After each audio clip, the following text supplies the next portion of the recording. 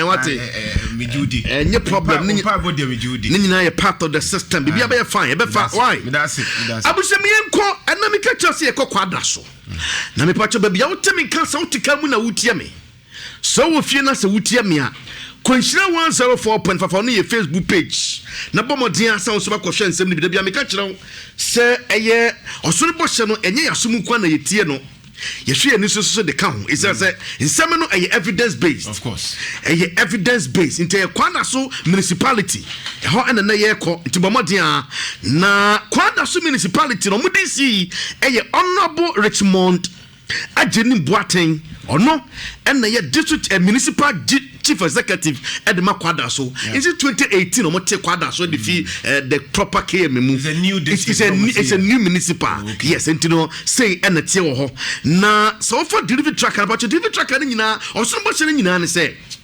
MPP Ashenkofo Pinabo somba moye ne mapi na dia boy moye social contract na eboshe mo hye ni bi nyina ye nyuma am so mo aye and it is okofa MPP a omo bi ye fe no delivery tracker chese infrastructure moye ni nyina no omo create website a chese okoho ni ma ni nyina guo ni se wo yetimamu na se woteme ka wa brochire o Ghana ba bia wo bia no unya fa delivery tracker na ofa so ni ma no omo so mo aye ni nyina no eho ne wo meaning say promises no omo for Philibibri and to we as a radio station yenim se wo kire unya mre se wo kọ akwakohwe ye benya mre na ye akohwe se ampa eboche no mo share amanfo no omatumi deliver and nti no mo se delivery tracker no e wo so na nti anopen ye beko ye kan ye se de kan ye kwada so na kwada so no be a Greek nzema nyankyina nyase danchemoso odwenase oshimase so ye boa tanoso ninyina part of Kwada so municipality. All right, it is over Kwada so municipality. These are some of the towns ewo so what you say okay and it's over for Kwada so delivery tracker na okwa website ho na in fact website no just unye bo Kwada so na confusion na start say confusion start free Kwada so say one be ma Kwada so municipality and Kwada so municipal the omatro or tracker no so be ma Kwada so municipality and Kwada so municipal. In fact, tracker na dey catch us say most of the projects be na be connect but it's a problem with the tracker. We don't know whether a mistake in the kobayo say up to no muntimi rectify we don't know. But so ko fa ubo Kwada so under delivery tracker na e ma Kwada so municipality and Kwada so municipal. Now, Kwada so municipality no project total project one no 32 ongoing and 32 completed. Kwada so municipality de ma no de eguso omutu aso muguso ye no yeah Kwada so municipality some say 2 Kwada so municipality no ema 32 project in total okay and 32 completed okay. Ongoing 0 but of Kwada so municipal na project total na 33 completed 4 and 29 ongoing na say she say ye who mistake no mistake na information enti information no entry no minim you said you don't know but that is where the confusion start now ye bomodian na kopie mu Kwada so exactly na se wo for delivery tracker na first page completed construction of asphaltic overlay of 0.175 kilometers on Owas Stadium access road in Kwada so municipal. Owas Stadium access road in Kwada so municipal. Owas in Kwada so. Or say nano na make ba data. Owas in Kwada so. In fact, you can count so Opokuwari secondary school senior high school. You can count almost more than 20 projects. Aye dia hye wa ni Kwada so. Ninyina eni Kwada so is under KME. That's in Shaiso Submetro. Most of the projects now for the first page, second, third, fourth page. Nina ya under KME. And Nina ya under KME. Eni Kwada so. Eni Kwada so. By a true amia can say wo Kwada so. Enti so bi a wa bruchire tam se wo hwe ya, obahun sa de no wo Kwada so. But enye no kresa. That is the concern that is in person ye draw the vice president and the Minister of Information attention. In fact, you've been since they started a delivery track and you are drawn penny for attention. Thinking son come to me, I don't to me about Modiana or rectify some of this, concerns any problem, Because for instance, it said there can be a data entry. Yes, of course. It could be a mistake a year typing. Yankasa project in Niho. But in so information a public domain, a public document. For instance, ABB will broach your person, but you may be a cost of quadas. Exactly. But to be for information, I will deliver track and which is a public document. But we could be more quadas. No project in anyone. It doesn't mean the project doesn't exist. But in acquire a fast so this year was a deal we will quadas in anyone. It doesn't mean the project in anyone. But once a public domain, a public documents in the we should get this right. But I am still worried. Say, Osnoboshi. This is something I can't catch you, ma. Say, you're funny say be a time now. Or the assassin, everyone say time and there was here do mobano. And I say the information, but not time. It's mistakes, no. I likely say a bit me aba. But it's been like month. I Osnoboshi. There be a case sometimes information to the crowd project do how say completed obeko na eni ho to da bi kra na ya catch so ongoing so na eni ho we ni de ya catch say e wo kwada so but any kwada so but me will be na send this information no come Dr. Muhammadu Baumia ene kojo ponkroma enti as of now denti na monsesa no me ehu say ade ni say because information flow and remember the vice president e catch say obia na owo hu achinye bia no obetimi akodeliver tracker no so because you dead Ghanaians you challenge Ghanaians say project way ene waye na sa project no esa ne say mo mpem kontomponti no mo betimi akosa afidie no so e friend tracker no so akwa check now it's been how many it's been like 4-5 months how many years delivery tracker yi dentina still a challenge say beka sa dey completed Obekono, name Nisa district one as a municipality. It is still there. And the challenge is that data information flow. Oyeni say once a Ghana no sanyo ma we yemfa ni but it's a serious issue. Untimi nkase adeye na yenko cheke yebeko na eni ho ni amfa ni say e normal. So the question is Kwada municipality MCO ho no. Have you not seen this? Yes, someone don't pay for attention but still is yet to be read. In fact, and no po call no. There's a lot of projects on my Senate still is uploading onto the delivery tracker. Let's say you will be a MPP abaye. Bebre! I doso. Bebre! And so still young fan could deliver tracker. It is a communicator. And the tracker also any quadra so what is the problem here? But anyway, said I'm a kind. It doesn't mean a project in in fact, most of the projects now, Omokasa quadra soon a project win shy or my. Tiniye pao. E wo KMS and the KM and the Shansu sub metro.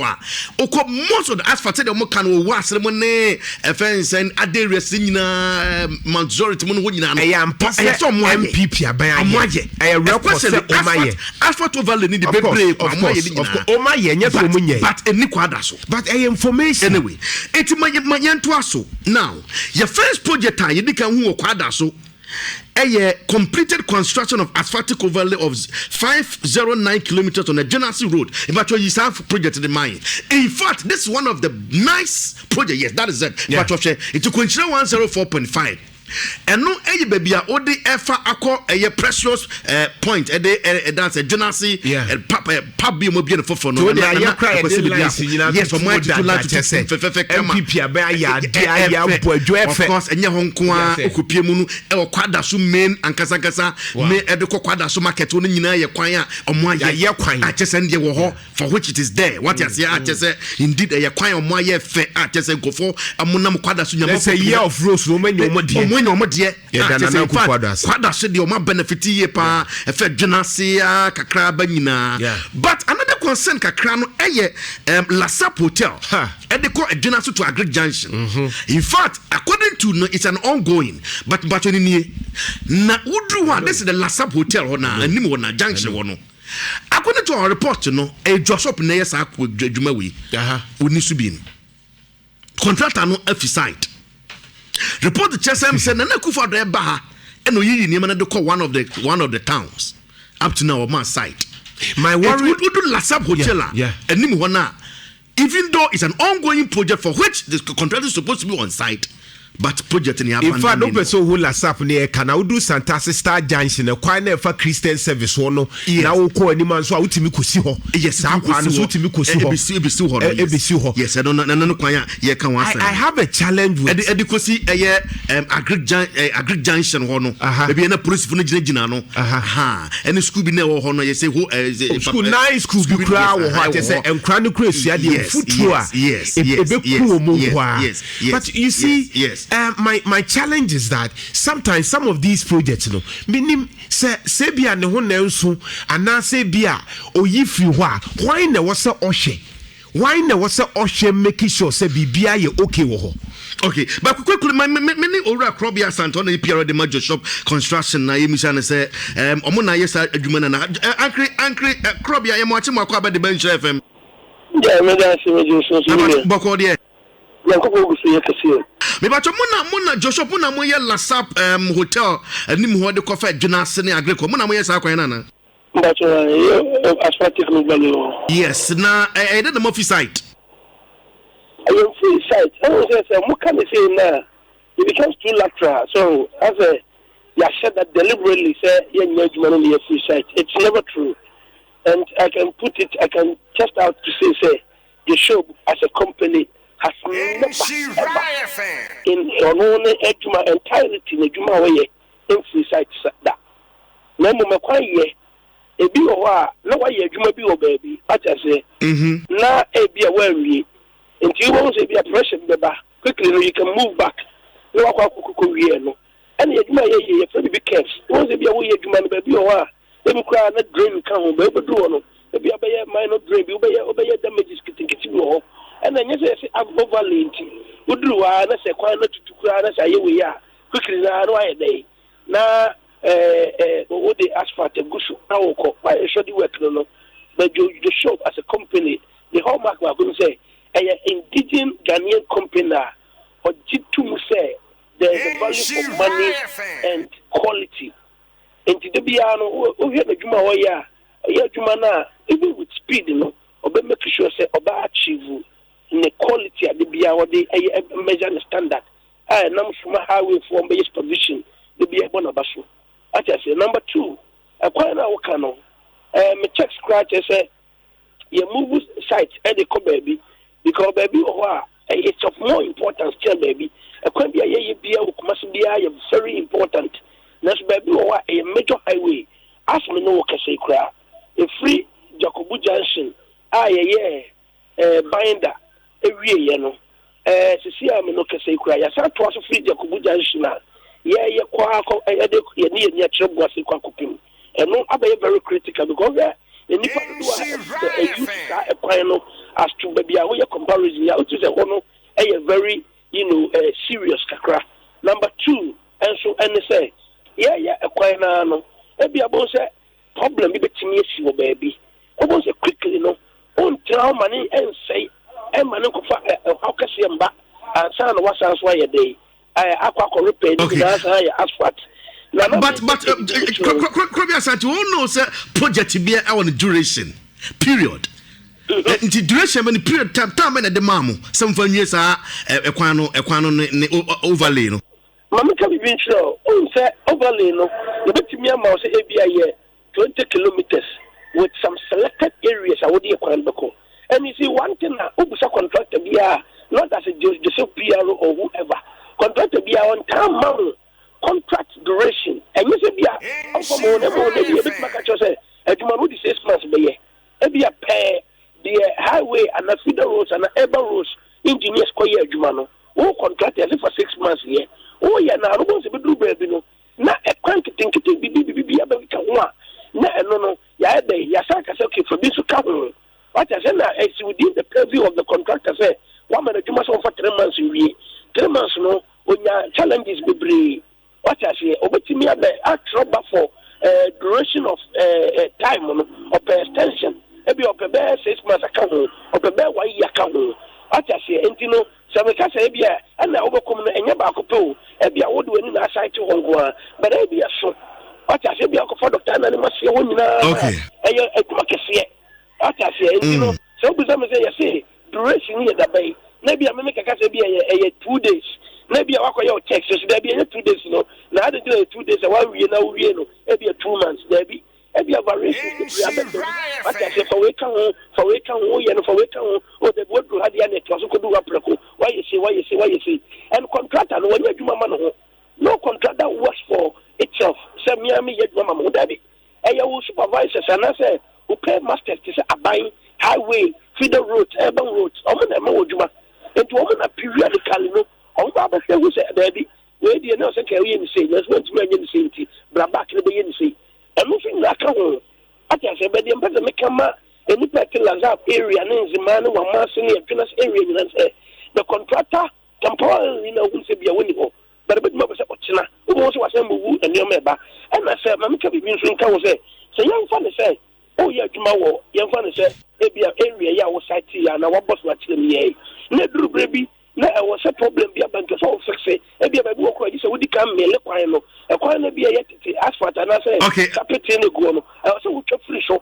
I found out the Friday. Okay, grab us until the man move back to site. No, but I'm a cash watching, and I'm a cash watching it. But give us a very short period. Yabawa. No one number idiot. Insure from the municipal huge mileage war. Reggie Munigana. But sometimes, you see, I don't even believe that. Maybe by here say what I say, and I say somebody reporting a Juma, further checks be and the move to site. I will invite you to come. No more who say Ampa, the show we share, but for Basite our back, Najumanos or ye. Don't forget, say, but what I say, because I want the machine a Juma. What I say, machine, every 34. When you say, I was oh, yeah, you think me, also we are not a repair machine. That's a young day. No, what media executive, also, Mate. No, because I'm not making a just a minute to not make a chewy. Or call the bit is a cocoso, a yapping the chua, so for the chua. Yeah, you make it video, or and cast my myopia don't call area. Yeah, you make it. Make us say, Brooklyn contractors are there. All go with Asphalt Valley, Brooklyn Town Roads, when you figure to Brooklyn, they can call to testify. Because in that area, sir, yeah, you make it. February week, yes, I start to feed Jacobua, yeah, twice while I was it. And look, find out no. Avenue, yeah, the second asphalt and then the wearing course. Okay, Mate, Papa. Mamma was me time to the Mamma was sipping. I mean, sure the Bibia. Mess out to myself from I think, well, to my explanation to Yakupon Camibia. You best have a Yenia Crobia Santi or no, Casama for the Joshop Construction. I'm watching the cano. Hi, 104.5. I was so come here doing us. We have no general discussion about but when I coach 104.5, your official Facebook page and come here doing and say, Ukopium, our quadra, and the Naya of Surbos de Coy. Now there's this construction ongoing. Asphalt overlay, cause what Jensen Quanaton important. Now Joshop Construction, and consider this overlay, where Jaguha Yedim Como say, well, they are Muguso more coso, but more baby for French be back to Sabatabusia. You go to Quada, so but Quada, so far Quada, so also Bossene or Mudrivi track and ongoing upgrading of Methodist Technical Institute and Quada, so or Quada, so Nizadras TVAT. That is one of the biggest projects you take us under this administration of Maye. Pato streaming Methodist Technical Institute here for Maye. Na also school this is the school.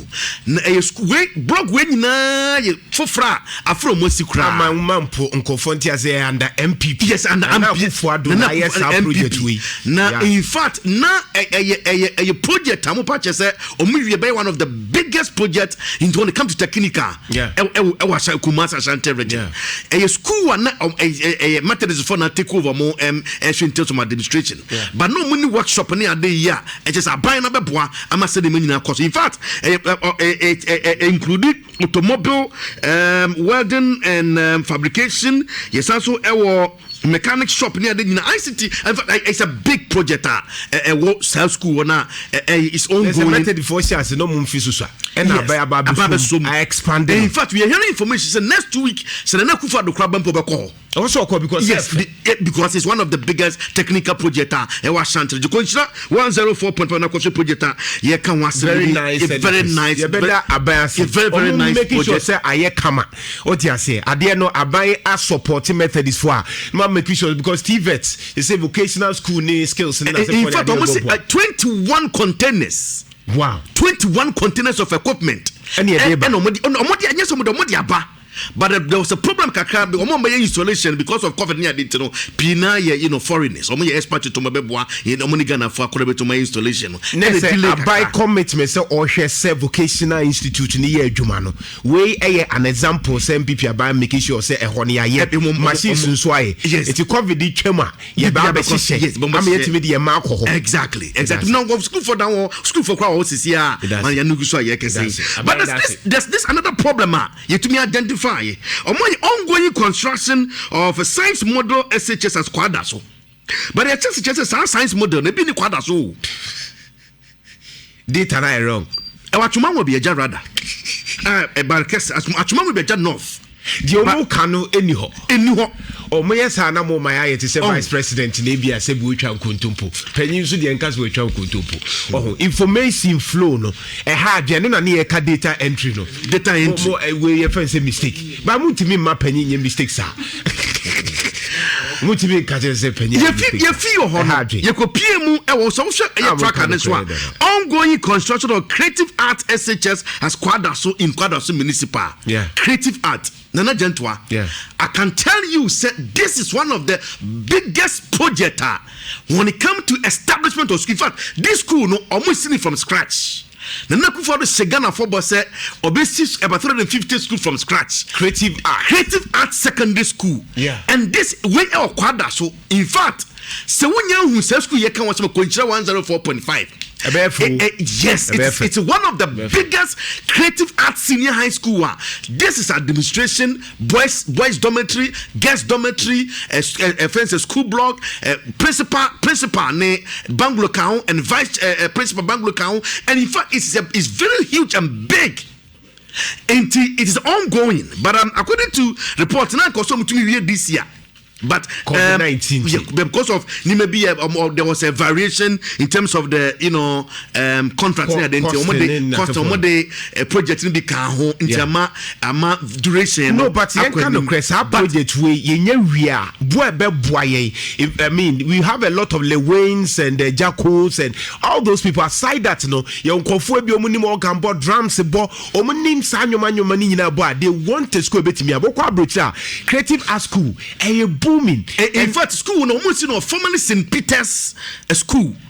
Eti omambu St. Peter's then gu and the school ni foforo. Yes, evidence based. This big house we ono na your principal no ne Banglo. That's great. And then the next one ended the vice principal. Wow. And then the Banglo. Wow. In fact, it's one of the biggest projects we can say Kumasi and as a quadra so enya under this administration. Yeah, making sure say after COVID-19 you be reminding penufo because issues need be or you don't expect na Kufuor Adona omra making sure say project ongoing. You say you call you say MPP abai kai no oye nti akase wona mo wa ha no be make sure say kwada so mo ya ade no na nye te say etwen ama e be ka say vice president say kai no factually incorrect when yes so but ye yam fe enkomo nyina fam na wie because yam na so na of course another project ye betu aka say ye call ye one of the fantastic project rehab center and if kwada so mo rehab center wo now this rehab center one of the rehab centers since 50 something 60 something we see there has never been any major rehabilitation or renovation. There's a bodam for nene uma dwum ko kaka say. They say we can rehab a brofo. Yes, but more etimi call because we be na etimi faso momo be ne enya momo matifa so don say na etimi faso. You special kit akwala bi ase be wo na e bi so him say aka say 40% of Ghanaians and na ho nyina coach na say Matthias. In fact, this is Kwencha 104 Nana Jantua. Wow. And this is the rehabilitation project. Kwadraso municipal ya ibitwa say is so fantastic. Wow. And indeed ye kwa na nkola ni bi bam to me say video no ma me na nkola no omo esesua de pam bi kura bogitai e bi so you know those nkola ni bi asa bi be ka say the wo ka no I just ye train omo a in fact it's very beautiful, very fantastic rehabilitation Kwadraso municipal assembly na ya. This is one of the another biggest project ibitwa say Kwadraso as a municipal no to me the environment no cry conducive say sabofra no cry no also more special need enti because of that now you conducive environment say utimi sua de enti yebebo municipal na abaso yebebo president so abaso yebebo MPP abaso say asem na omo kai na ye delivery tracker no so wo ho ma ya na me challenge say ya ne fefe wie maintenance culture. That is another problem. Maintenance culture. That is another problem. No ni issue no. That is another problem. Now yamfa we nyina mfa nwi. Yeah. Oko delivery tracker no so a. Yeah. Omocho completed rehabilitation of Kwadraso main market. Completed Kwadraso market ni. Completed rehabilitation of Kwadraso main market. But this is the market. Yebisa ye no. Almost say eson kwa no mo abonnes enwunu e de ya boso enti afei no meye major print ne de aka no but me much completed rehabilitation of Kwadraso main market. What she den so jai joy jarof enti Kwadraso rehabilitation market jarof ne jai abushani ne stream ne yet honorable Kingsley Nyakon ko ne ni process ya ye kwan no hu si aye market na ya penti ana me yare abushia mosuma ye ne de ko hu ba ye no Yadama. Hey, should that 104? No, what church you want to do? I've so many dollars. I know the BIA Sreka 0322-358-358-358-358-358-358. Senkwade Diagra. What do you want Saki Kanyama Bibre? Nanso.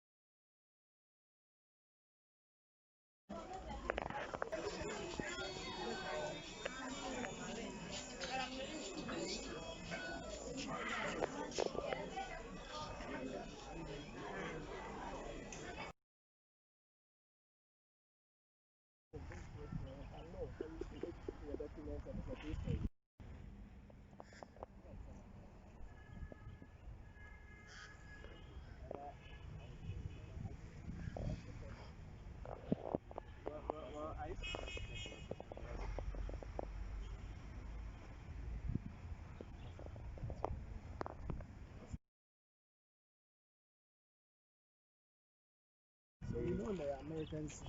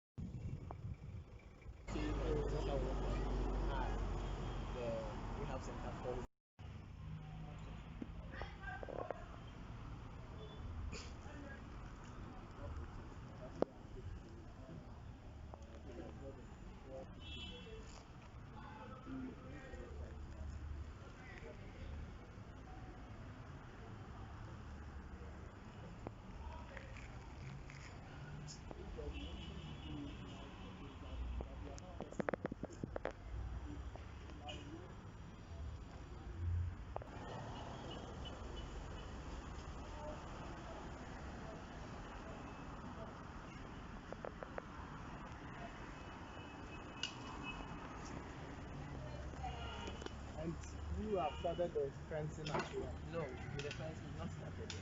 So one of us.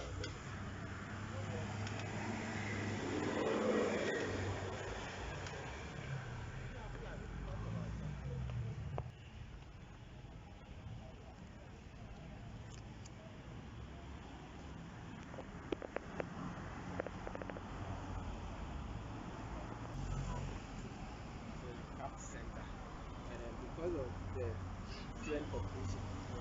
This one now, but they have been able to attend the assembly. Yeah, the NI also this year. So the district electoral commission appointed the district.